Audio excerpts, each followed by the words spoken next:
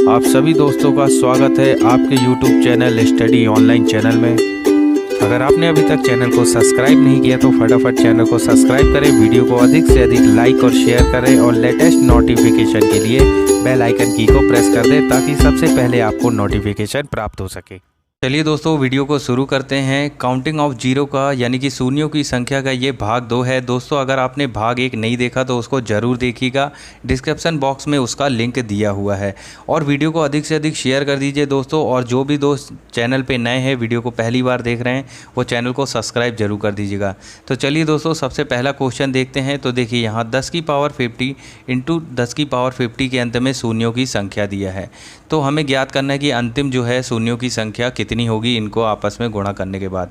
तो देखिए दोस्तों, यहाँ पे हम क्वेश्चन लिख लेते हैं 10 की पावर 50 इंटू 10 की पावर 50।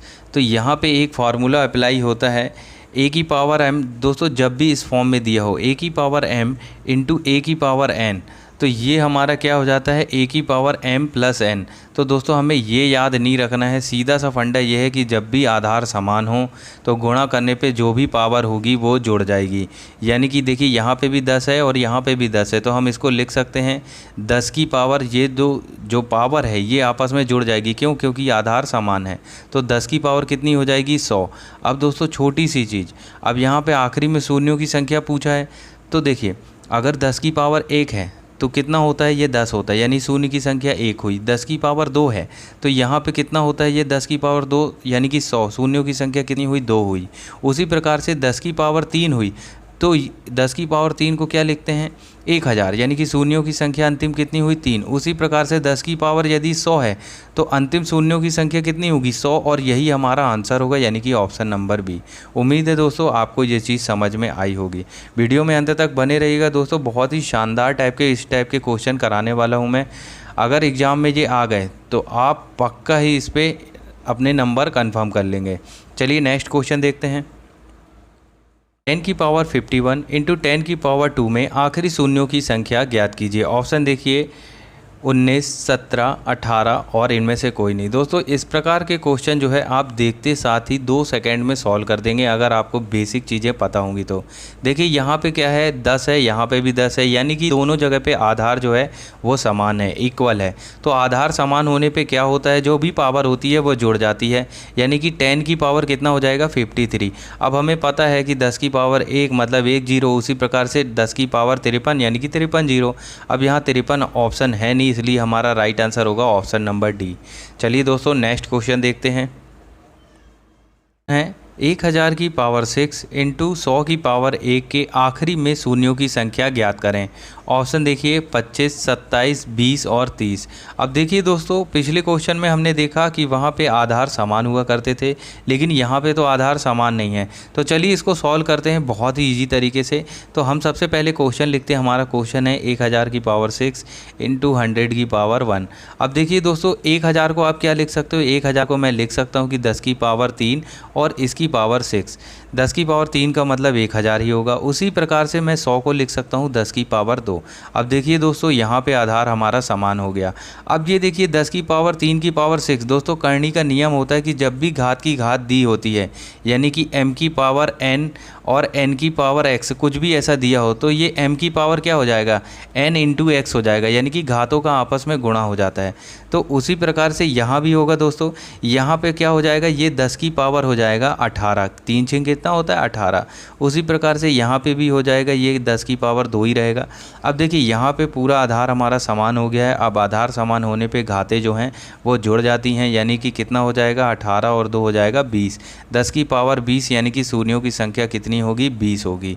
उम्मीद है दोस्तों आपको ये चीज़ समझ में आई होगी और 20 हमारा आंसर होगा। चलिए दोस्तों नेक्स्ट क्वेश्चन की ओर चलते हैं। अगर वीडियो आपको अच्छा लग रहा हो तो दोस्तों वीडियो को लाइक, और जो भी दोस्त नए हैं चैनल पे, जिन्होंने अभी तक चैनल को सब्सक्राइब नहीं किया, वो चैनल को सब्सक्राइब जरूर कर दीजिएगा। चलिए नेक्स्ट क्वेश्चन देखते हैं। तो नेक्स्ट क्वेश्चन है 1000 प्लस 100 को जोड़ने पर आखिरी में कितने शून्य होंगे? ऑप्शन देखिए 4, 3, 2 और इनमें से कोई नहीं। तो दोस्तों ये क्वेश्चन मान लीजिए है आपके सामने।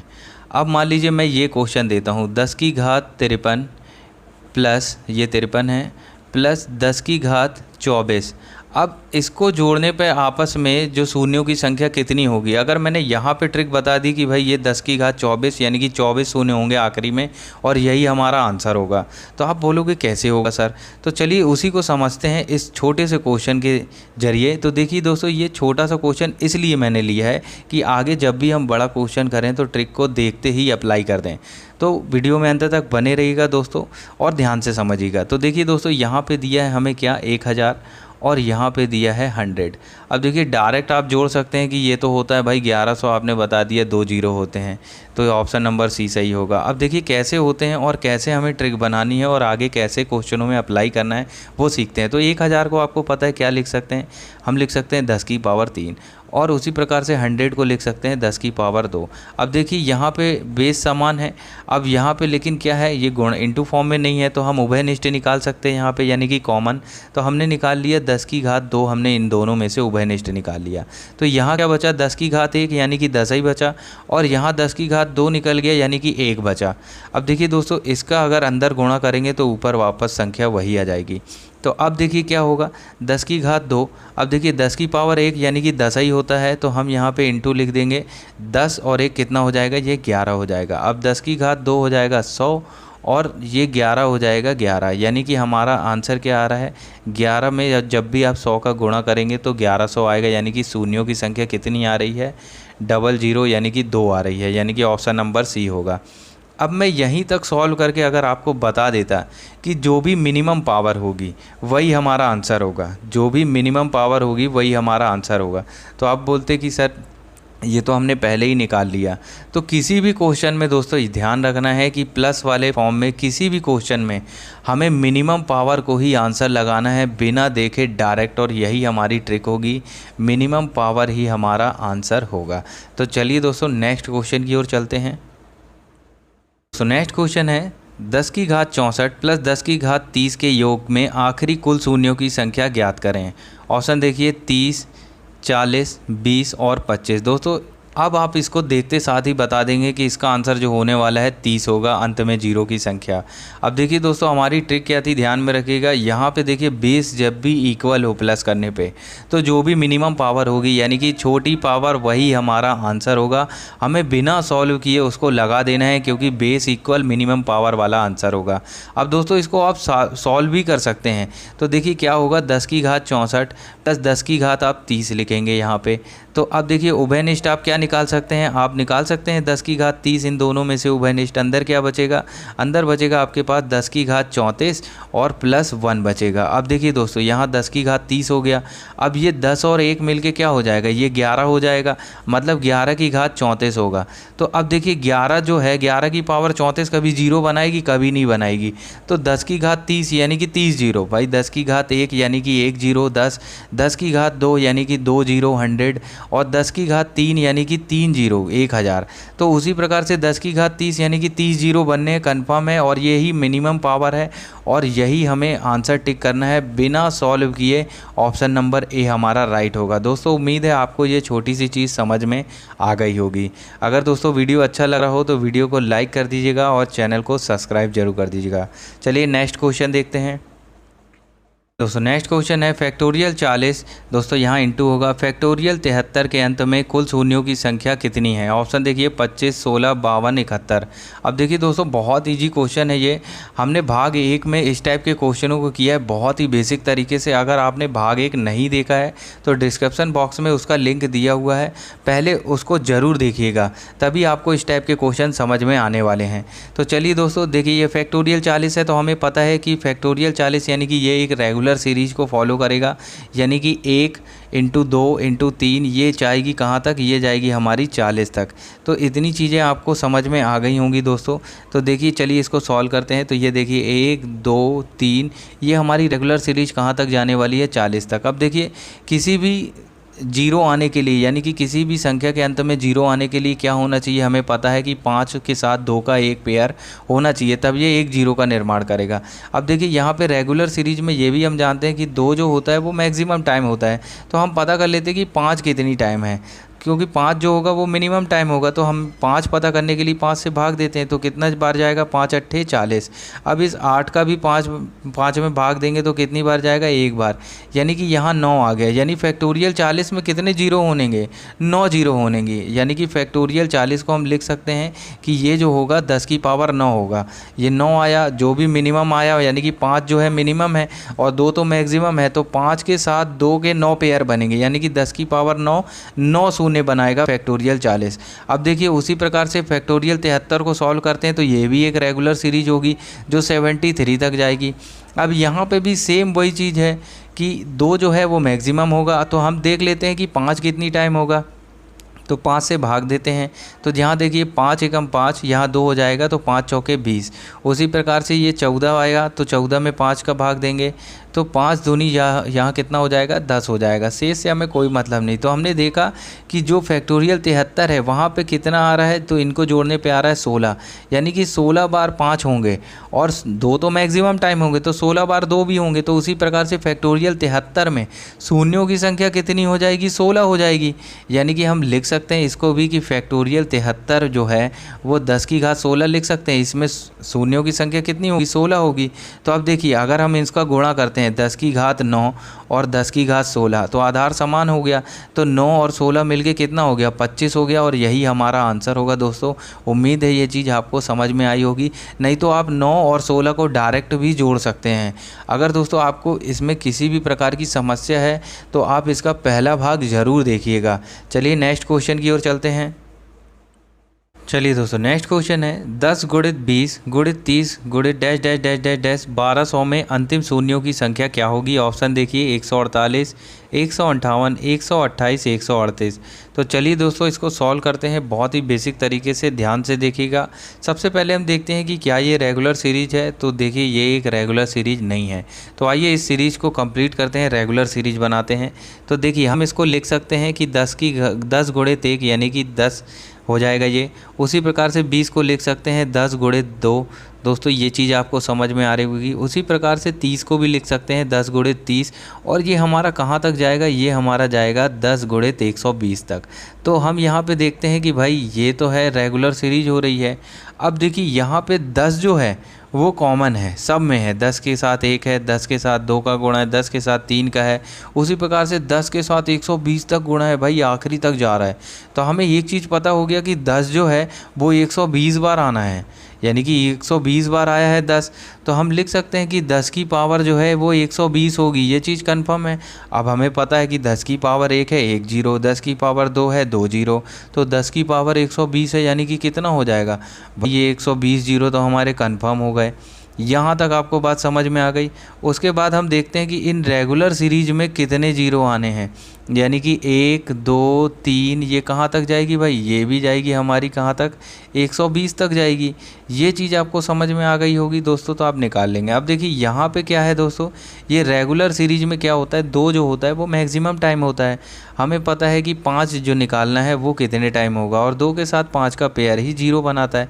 तो 120 में हम 5 का भाग देंगे, तो देखिए कितनी बार जा रहा है, 5 दूनी 10, यहाँ 2 हुआ तो 5 चौके 20, 24 आ गया। अब देखिए इस 24 में भी 5 का भाग देंगे तो कितनी बार जाएगा, 5 चौके 20। अब देखिए अब भाग जा रहा है क्या, नहीं जा रहा, छोटी संख्या, यानी कि हमारे यहाँ से कितना आ गया, हमारे यहाँ से 28 आ गया। अब देखिए दोस्तों आपको क्या करना था, अब शून्यों की संख्या बताना था। तो 120 यानी कि 10 की पावर 120 से 120 ये हो गया, और 28 जीरो इस सीरीज़ से आ गया। तो हमारा टोटल जो शून्यों की संख्या हो जाएगी वो कितनी हो जाएगी, 148 हो जाएगी, और यही हमारा आंसर होगा। उम्मीद है दोस्तों आपको ये छोटी सी चीज़ समझ में आ गई होगी। चलिए नेक्स्ट क्वेश्चन की ओर चलते हैं। चलिए दोस्तों नेक्स्ट क्वेश्चन है 10 गुणित 20 गुणित 30 गुणित 40 डैश डैश डैश गुणित 940 में अंतिम शून्यों की संख्या क्या होगी। दोस्तों ये बिल्कुल पिछली बार जैसा ही क्वेश्चन है, बिल्कुल बस यहाँ पे अंकों का कुछ परिवर्तन है, तो इससे हमें घबराना नहीं है। बहुत इजी टाइप के ये क्वेश्चन है और परीक्षा में ये क्वेश्चन ज़रूर पूछे जाते हैं। ऑप्शन देखिए 112, 115, 118, 140। तो चलिए दोस्तों इसको सॉल्व करते हैं। तो बिल्कुल सेम हमें जो प्रोसीजर पिछले क्वेश्चन में किया था इसमें भी सेम अपनाना है। तो देखिए ये रेगुलर सीरीज नहीं है, तो हम इसको रेगुलर सीरीज बनाते हैं। तो यहाँ पे हम लिख सकते हैं इस 10 को 10 गुणित 1। अब देखिए उसी प्रकार से आगे लिख सकते हैं 10 गुणित 2, ये 20 हो जाएगा हमारा। उसी प्रकार से आगे लिखेंगे 10 गुणित 3 यानी कि 30, और ऐसा चलता जाएगा कब तक, इनटू में 10 गुणित 94 यानी कि 10 गुणित 94 करेंगे हमारा, तो आखिरी में क्या आने वाला है, 940 आने वाला है। अब देखिए दोस्तों ये जो 10 है ये कितनी बार होगा, ये 94 बार होगा, यानी कि हमको पता है कि 10 की घात जो है वो 10 जो है 94 बार होगा। तो यानी कि 10 94 बार यानी कि 10 की पावर 94, यानी कि इसको हम क्या लिख सकते हैं, हम बता सकते हैं कि ये जो है 94 जीरो बनाएगा। जैसे कि 10 की घात 1 है वो 1 जीरो बनाएगा, एक बार रहेगा, लेकिन इस सीरीज में 10 जो है वो 94 बार है, तो ये 94 बार शून्य बनाएगा, यानी कि 94 शून्यों की संख्या कन्फर्म हो गई। अब देखिए यहाँ पे 1 2 3 ये भी सब कहाँ तक जाएगा, ये 94 तक जाएगा। अब देखिए शून्य बनाने के लिए हमें पता है 5 और 2 का पेयर होना ज़रूरी है, और किसी भी रेगुलर सीरीज में ये एक रेगुलर सीरीज बन गई। अब इस रेगुलर सीरीज में 2 जो होगा वो तो मैक्सिमम टाइम होगा, यानी कि ज़्यादा बार होगा। तो हम देखते हैं कि 5 कितनी बार होगा, तो हम 94 में 5 का भाग दे देते हैं। तो यहाँ देखिए कितना आता है, 5 एकम 5, यहाँ हो गया 4, तो यहाँ 5 अट्ठे 40। अब देखिए 18 बार देंगे 5 का भाग, तो कितनी बार जाएगा, 5 तियाँ 15। हमने देखा कि यहाँ कितनी बार आ गया भाई, यहाँ ये टोटल आ गया 18 और 3 21, यानी कि इस रेगुलर सीरीज में 21 बार 21 जो है वो शून्यों की संख्या होगी। क्यों, क्योंकि 21 बार 5 आएगा, और 21 बार 5 आएगा। अब 2 भी कितना होगा, 2 तो यहाँ मैक्सिमम टाइम है, तो 21 बार 5 के साथ 2 का पेयर बनेगा, यानी 5 भी 21 और 2 भी 21, तो ये दोनों मिलके कितने जीरो बनाएंगे, 21 जीरो बनाएंगे। और यहाँ पे 94 जीरो ऑलरेडी हो चुके हैं, तो हम इस 94 को 21 में जोड़ देंगे, तो हमारे कुल जीरो की संख्या आ जाएगी, यानी कि कितना आ रहा है, 4 और 1 5 और 9 और 2 11, यानी कि 115 हमारा राइट आंसर होगा। दोस्तों आशा करता हूँ आपको ये चीज़ समझ में आ गई होगी।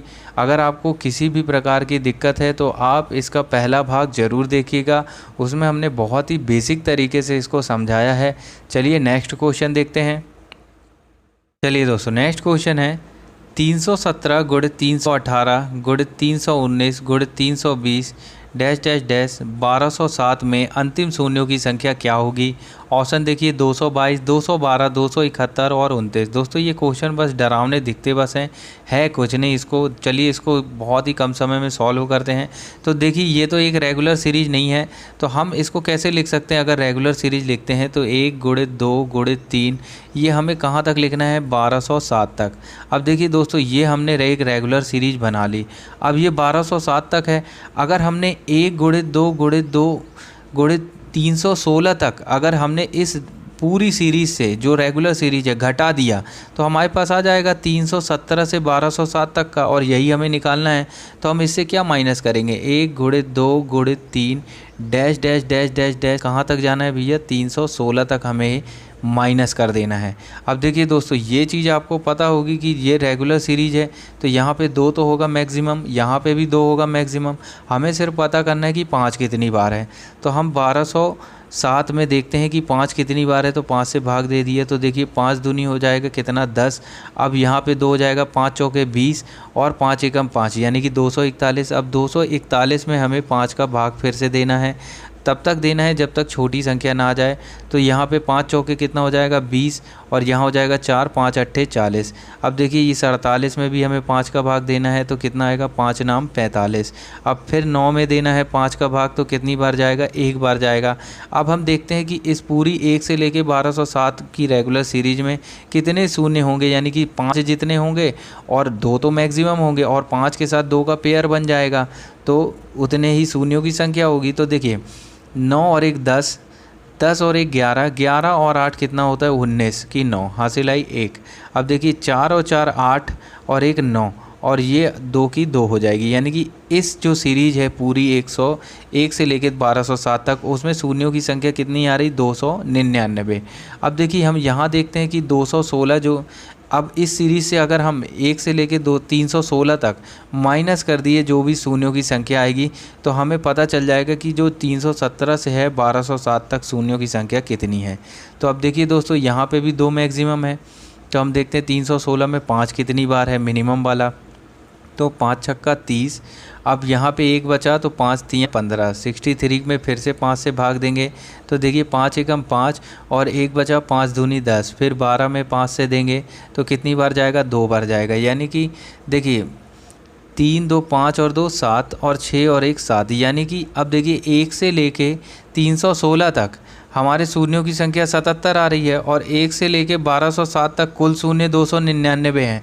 तो हम 1 से लेके 316 इस 1207 में घटा देंगे तो जो भी बीच की संख्या बचेगी वो बचेगी 317 से 1207 तक की, और वही हमारा आंसर होगा। यानी कि हमें घटाना कितना है, 299 में 77 घटाना है और हमारा आंसर आ जाएगा। तो 9 में से 7 गया, कितना बचा दोस्तों, 2 बचा। 9 में से 7 गया, कितना बचा, 2 बचा। और यहाँ पे भी कितना बचा, हमारा 2 बचा। यानी कि हमारा आंसर क्या आ रहा है दोस्तों, हमारा आंसर आ रहा है ऑप्शन नंबर ए 222। उम्मीद है दोस्तों ये चीज़ आपको समझ में आ गई होगी। तो दोस्तों फ़िलहाल के लिए इतना ही। उम्मीद है आपको वीडियो अच्छा लगा होगा। अगर वीडियो अच्छा लगा तो वीडियो को लाइक और चैनल को सब्सक्राइब ज़रूर कर दीजिएगा। चलिए मिलते हैं नेक्स्ट भाग में मैथ के, तब तक के लिए जय हिंद जय भारत।